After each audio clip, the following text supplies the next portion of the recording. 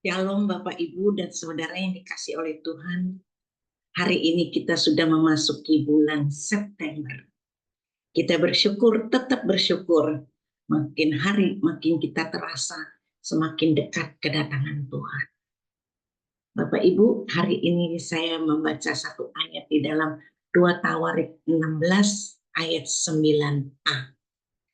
Karena mata Tuhan menjelajah seluruh bumi untuk melimpahkan kekuatannya kepada mereka yang bersungguh hati kepadanya. Sungguh menarik sekali ayat ini memberikan kekuatan bagi kita yang seringkali menghadapi tantangan seakan-akan nggak ada yang peduli.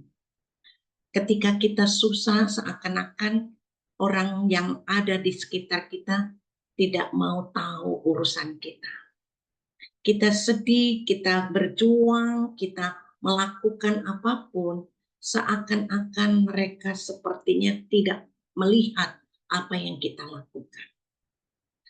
Namun bagi kita yang percaya, kita ingat akan ayat ini. Mata Tuhan menjelajah ke seluruh bumi. Tidak ada satupun yang Tuhan tidak bisa lihat.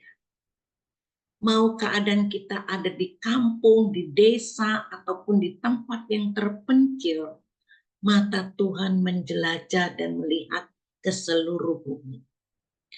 Itu sebabnya Bapak Ibu, ayat ini mengingatkan kita bahwa Tuhan itu tidak tertidur, tidak akan pernah lengah.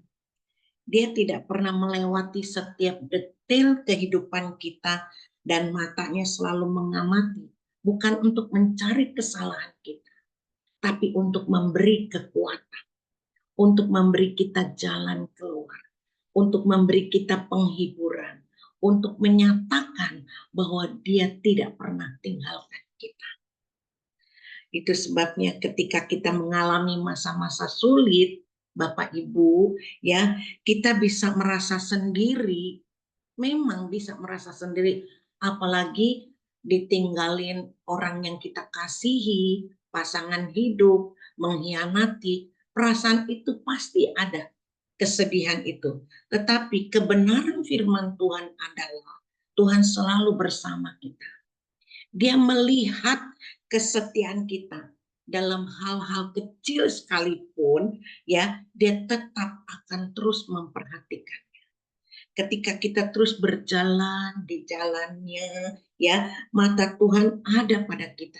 Dia tahu, dia sangat tahu setiap tetes air mata kita, setiap pengorbanan kita, setiap langkah iman kita kepadanya yang kita ambil.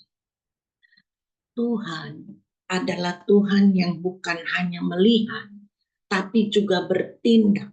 Ya, Dia akan terus mengawasi apa yang terjadi dalam hidup kita. Jadi jangan pernah kita khawatir, jangan pernah kita berharap orang memperhatikan kita. Berharaplah kepada Tuhan yang berjanji akan selalu memperhatikan kita, bahkan menemani kita menghadapi setiap masalah. Mari kita tetap setia, tunjukkan kepadanya dengan sungguh-sungguh kita mau berharap kepada Tuhan.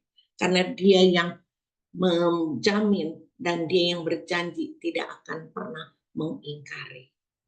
Inilah renungan yang saya dapat, kiranya bisa menguatkan Bapak Ibu yang mungkin merasa kesendiriannya, merasa tidak ada yang peduli. Ada satu pribadi, yaitu Tuhan kita yang peduli. Tuhan Yesus memberkati, selamat beribadah. Amin.